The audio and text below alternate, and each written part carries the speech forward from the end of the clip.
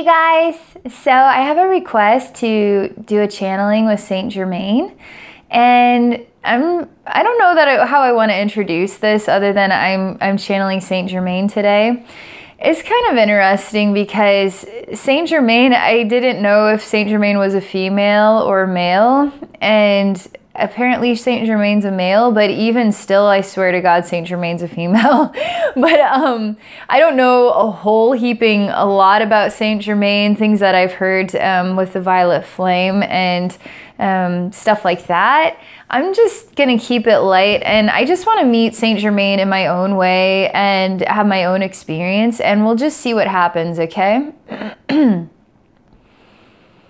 Interestingly, my spirit guides are asking me, I can't explain why, but I've always had kind of a resistance to connecting with Saint Germain. I don't know why that would be.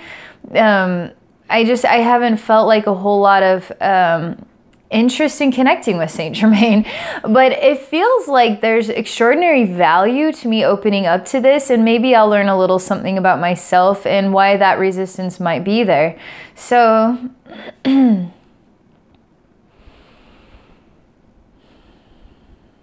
so let's see, I'm just relaxing here.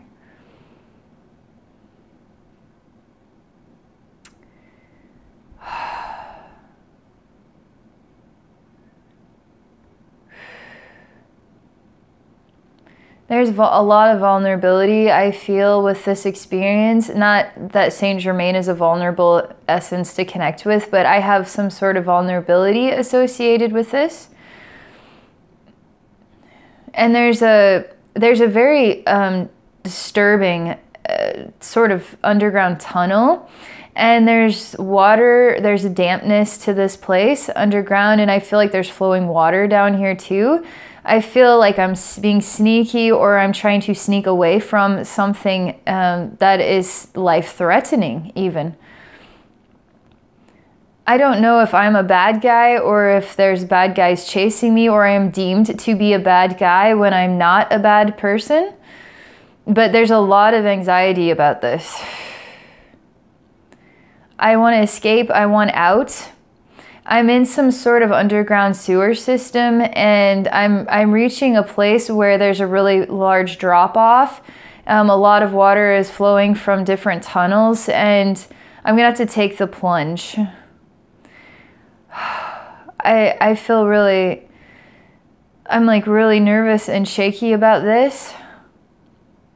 I feel angry. I feel angry at the people that are chasing me. I feel angry that I have to run away, and I have to hide, and I have to sneak around as my life. I'm not a rat. I'm a human being. But I'm treated like a rat. I feel so angry inside about this. I feel like I've been wronged. I feel like I have been misunderstood by people who don't know how to access what love actually is all about. They just care about themselves and whatever their phenomenal ideas are of the way people in society should be. There is echoing energies related to kind of like a Knights Templar type thing. Echoes, I don't know. They show me a lot of paintings, like images about the Last Supper, and it kind of reminds me of isn't Tom Hanks in a movie that I'm not thinking of it right now, but there's kind of a movie about we're looking for what happened to Jesus, and it turns out that Jesus didn't really die on the cross, and we're finding all these clues in Italy, and it's like really filling me with a lot of images like this, like mysterious underground secret societies and secret governments, and people doing things that are in secret, hiding very sacred artifacts in order to prove Jesus's existence or Jesus's genealogical history and who Jesus's family members really are, and stuff like this. It feels like really sacred historical artifacts that some people are trying to keep hidden and safe from being destroyed. But there also feels like just there's something very twisted up about how certain individuals are wanting to desecrate and control history itself, actually to write history in their own words, even if those words are not allowing people to have access to the truth. I feel such anxiety in my gut about this. I feel like I'm gonna have to live in hiding and in secret for the rest of my life. And I'm always gonna be waiting to get captured, basically, to be found again and again and again. I feel like I'm male in this experience.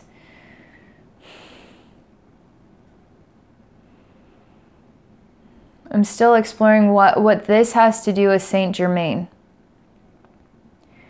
I'm choosing when I say that, instead of taking the plunge, which I never quite do, within myself, I know that I must take the plunge, but I never actually dive into the water down there.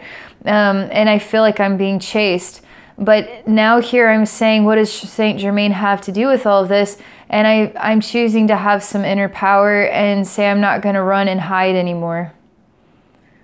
I'm just simply not going to live my life like this. The water flowing through the sewer system starts to turn purple. I'm actually shaking, and I just start walking forward, and I'm crying because I know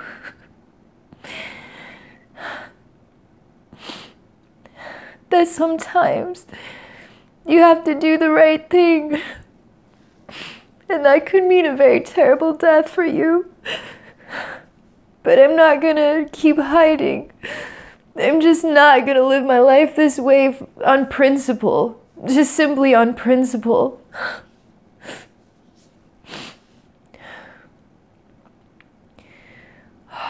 This man here has some sort of twinkle in his eye, and there's a large stone that he wears on this ring. There's several men with him, and when he sees me, he feels like a conqueror. He got another rat out of the sewer. He feels like he won in a way. I wonder what my life's value is. This man winning is my life's value. Me being a rat in a sewer, or is me facing my reality on principle without continuing to live in hiding the value of my life? I ask these questions as what is the value of life in this moment? For this man, for these other men, for myself.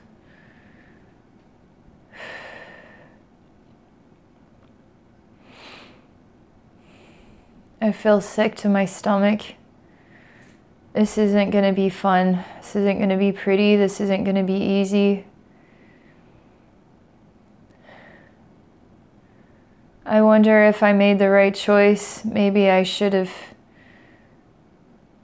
taken the plunge. But then when I think about it, I say no. I'm going to be a symbol for what I believe in, not somebody running and hiding.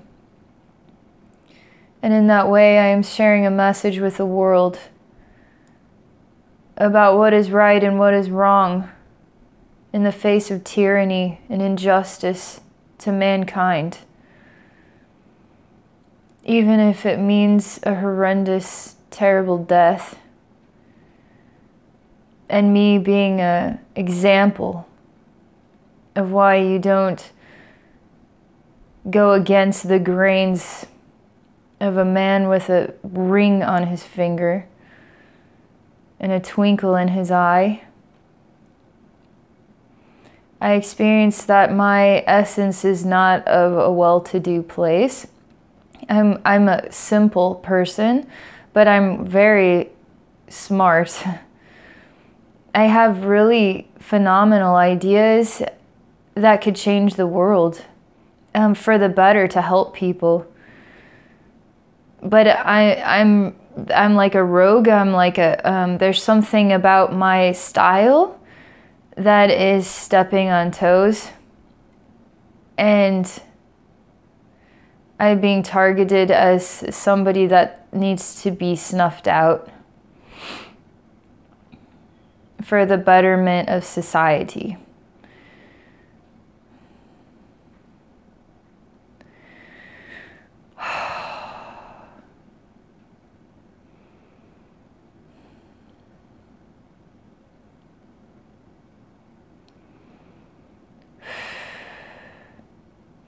Believe it or not, it feels like an easy death. I feel like my head gets chopped off with a guillotine.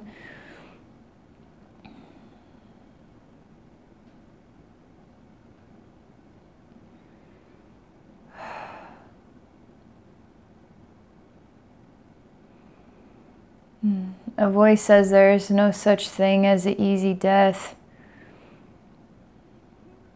When we look at the guillotine, that's not an easy death. I visualized it being much worse. Some sort of stretching board, my bones being ripped out of the sockets. It could be so much worse.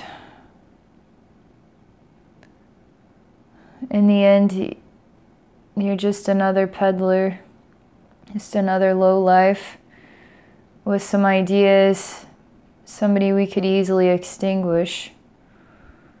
So you can have a peddler's death kind of thing. That way it doesn't really matter who you are. You're a symbol of nothing. You're not going to be commercialized as somebody of value. We're not going to give you that much resignation.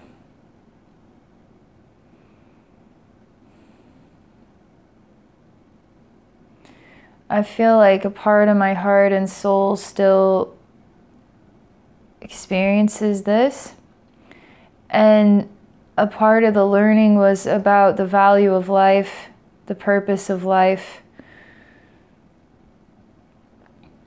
the experience of injustice and what that means to me.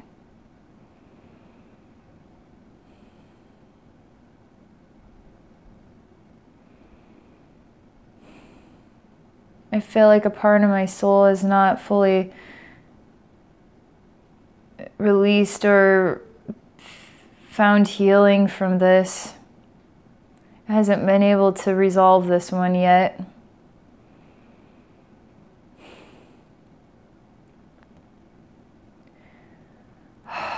I'm in some sort of art gallery, and there's a lot of extraordinary historical paintings in here.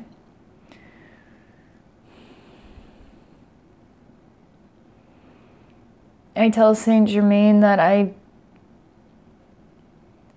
don't really know what to do about this. Saint Germain comes in as a male persona, very simply dressed. What is like a, I don't know what this is made out of, but I guess you could describe it as like a friar outfit, but it's gray instead of brown. And a big white beard. He kind of is jolly and round looking.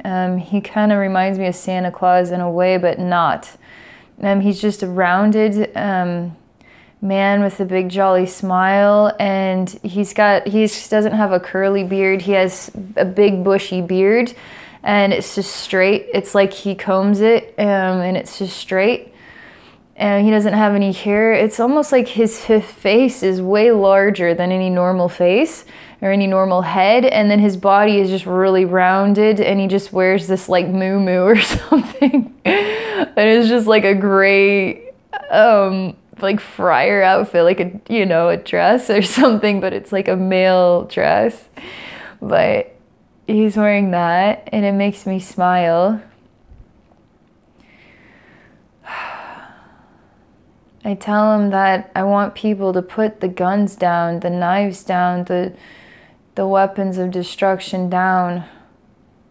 Why do we have to threaten each other's lives? I'm so sick of it. Life doesn't need to be about who's better or worse, who's tougher or weaker, who's doing supposedly the right thing, while somebody else doing the right thing is now stricken as a bad person doing the wrong thing. The only thing between right and wrong is love. And if I can behave with what my heart defines as love, then I feel like I am in harmony with what I believe in. And who I believe in is myself. To be truly, completely, and utterly myself. And that's all I want to be in a world that says it's okay for me to just simply be me. And I'm not a scoundrel for being myself. For being a loving person with wonderful ideas. And that aggravates certain mentalities. I feel like there's a lot of hurt and anger inside my soul. And this very large, like giant, exaggeratedly large man is sitting on this little bench next to me. I don't know how his body sits on it, and I'm still on it too, but it works. And I feel like a child now, about to sit on his lap. I get smaller and smaller like a child.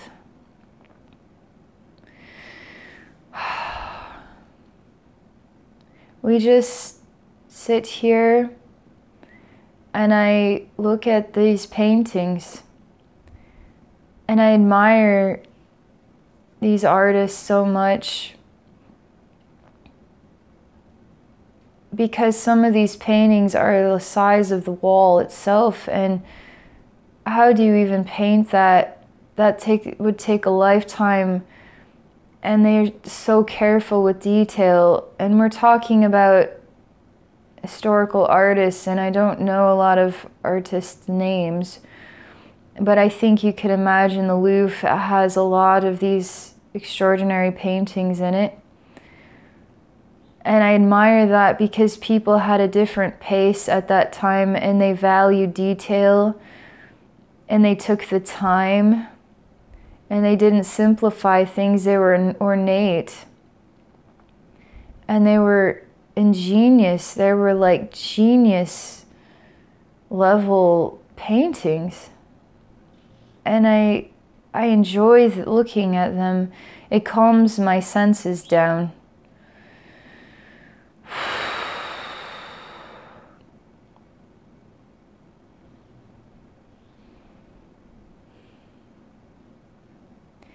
He just sits here with me. He doesn't say anything.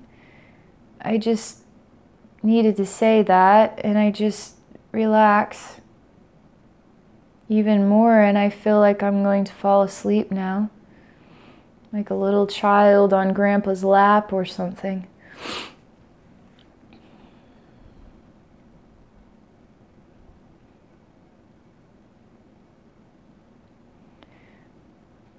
The whole space starts to go into what feels like a dream, and I experience what is a vivid space, and it's only vivid because it's about tranquility.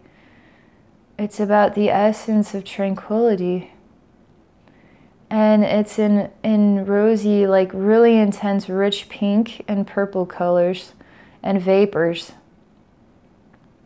And there's even droplets of pink, of really intense, rich pink and purple. It's everywhere. And it's tranquility. I can't explain why I would define it as tranquility over peacefulness. I think because it's exquisite. And tranquility makes me feel like exquisite peacefulness. Peacefulness on an even more advanced level, intricate level, creative, a highly artistic level.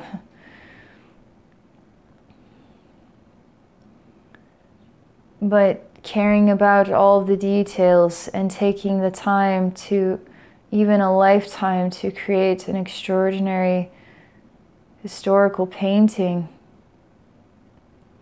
that will captivate people's lives for hundreds and hundreds of years.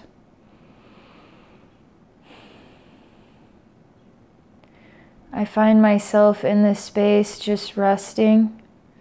I can't explain what I'm resting on, but I feel like I'm standing, sitting, and laying down all at the same time, and I'm just simply allowing the energy to flow, the tranquility to flow.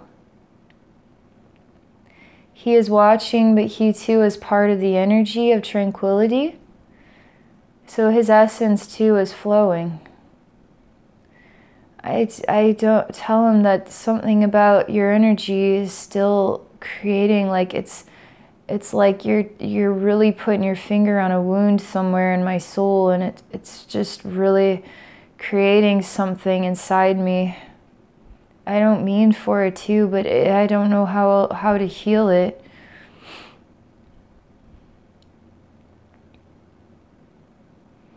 He says, I know.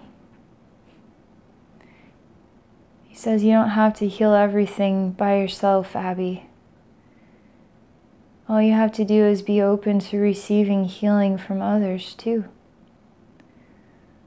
You don't always have to understand everything.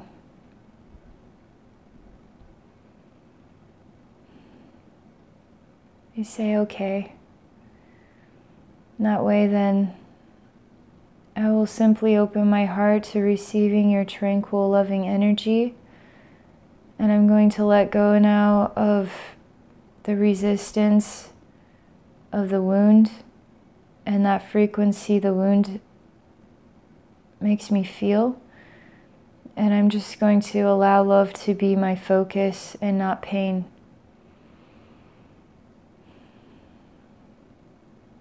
He smiles.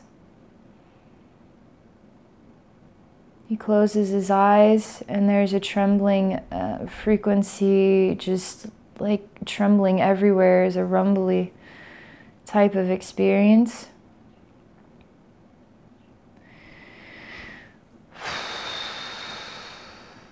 I experience all of my body parts falling away to the wayside, and this light essence of myself transcending my body.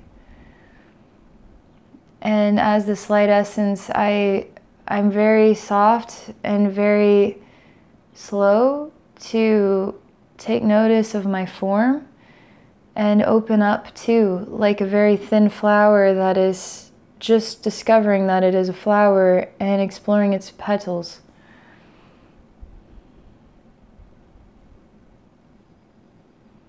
I feel love here. I feel like the body sometimes possesses the pain, but when I can let go of the body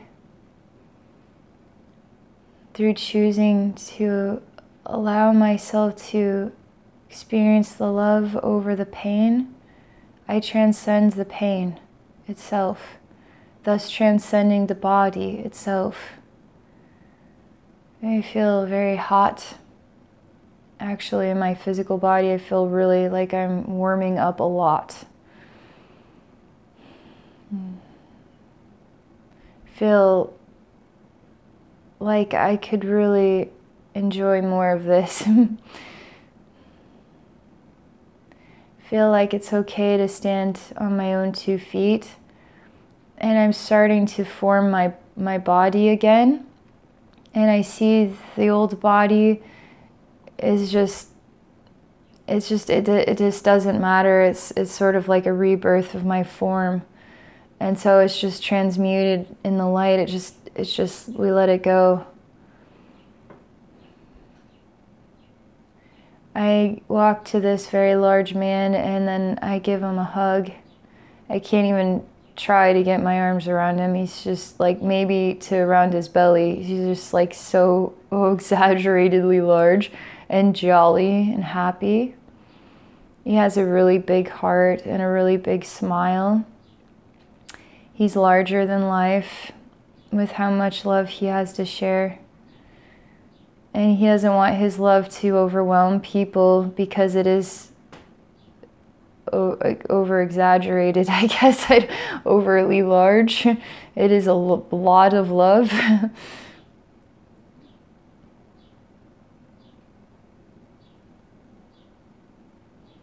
I just hug him for a long time, and I just hug him for a really long time.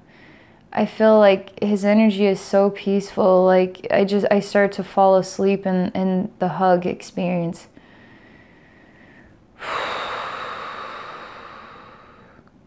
I feel myself totally healed of that anxiety. I don't feel a relationship with it at all. I feel zero connection to it. I'm even revisiting the images, and I feel no response to them. I feel accepting of everything. I feel accepting of death. I feel accepting of the man with the ring. I don't feel any relationship. I don't feel any injustice, actually. I feel like it's just a life experience, and we're simply learning. And we're learning about perceptions of good and bad, perceptions of injustice, perceptions of what love is all about to me. Well, what is love all about to this man is his version of love. So we're all just having experiences. And in the process of having experiences, we get really intertwined deeply into them, and we can feel very hurt and get lost in them as well, and then push love away when we really truly need to allow love in to heal us, so our souls can ascend beyond that hurt and let it go, and just see that it has no power anymore. I'm just going to be myself now, instead of myself holding on to the pain of something from the past. I'm okay with it now. And I am ready to acclimate to a tranquil gift of love and generous kindness.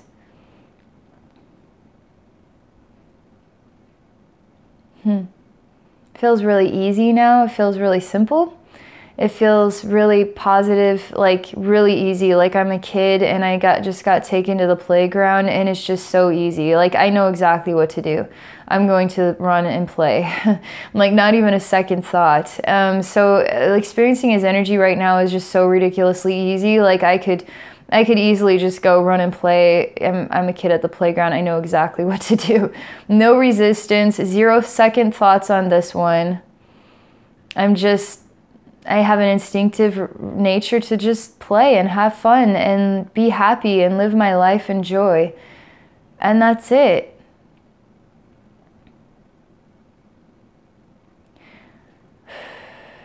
Saint Germain is really quiet. He has a very large presence, but he's very quiet. And he is a very quiet healer of our planet. He is a very large presence on our planet, but he is a very quiet presence. He's not choosing to get a whole lot of attention. And I don't know exactly how to translate that, but I believe there's something called the Saint Germain Fund, and it's kind of a silent and generous gift that's supposed to be given back to this world. There's no response towards whether this is going to happen or not happen. It's just simply he is a larger than life soul with a lot of love to share, but he is very silent. But he is a walker of this planet, and he loves this planet very much. If you go towards him, he could hum a tune that would put you into instant, radiant, tranquil experience. Like not even a flinch of anything but tranquility. Bam, there. That's what it's like.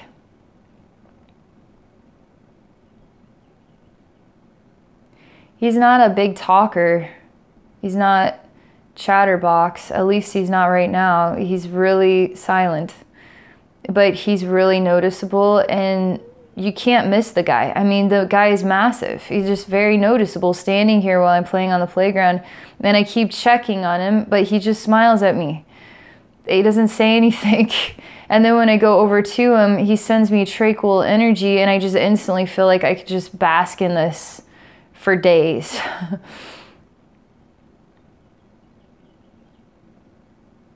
That's all. that's all there is to share about this. That was really interesting. You just never know what's going to happen, huh? I have a lot to think about with this one. All right.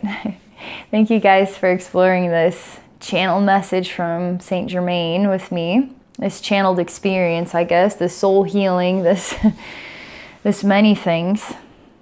I'm a little out of it in my brain. That was pretty extraordinary for me. So I'll just transition into it, letting you know if you would like a psychic session with me, please visit me at my website at abbynormalswisdomquest.com. I do a lot of energy work for people, and I share psychic wisdom, all different types of psychic wisdom, and I also do psychic mentoring.